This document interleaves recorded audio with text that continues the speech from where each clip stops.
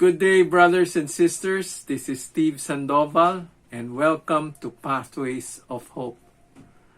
Last Sunday, we celebrated the Feast of Pentecost, the end of the Easter season.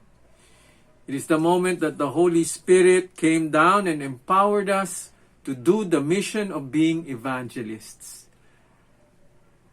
In the Church's liturgical calendar, we have entered the continuation of ordinary times.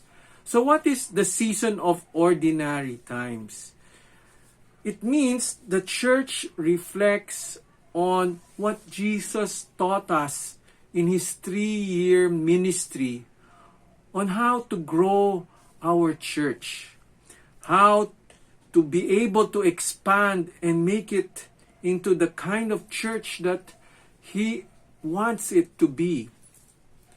The gospel reading today tells us how we can be active participants in the growth of the church.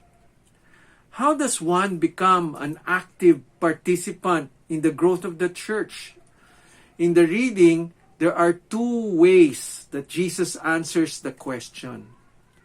First, He calls us salt of the earth, meaning we should allow the Holy Spirit to make us like salt whom He can insert into people's lives, whom we meet with and interact with in our everyday life.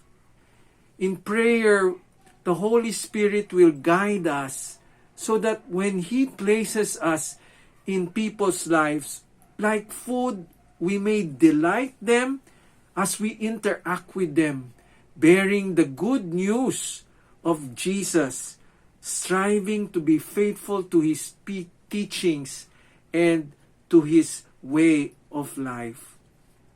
The second way we become participants in the growth of our church is to be light. Not the kind of life that calls attention to itself, but the light that is illuminating the things that God has done. Light that calls attention to itself is what we call the decorative lights, and they just are used on occasion, certain occasion, because people look at it, they say it's beautiful. But it is that, a decoration. But rather, He calls us to be light that pierces the darkness of the world, the darkness of selfishness. And as we become light that He wants us to be, we are able to reveal God's love. And this is done by our acts of kindness and generosity to the marginalized in our society.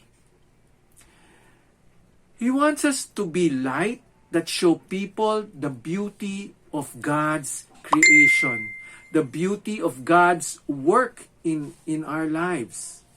We become light when we share to others how God has shown His love for us and how He has changed us through the Holy Spirit for the better. Brothers and sisters, I call upon you to become salt and light in this world.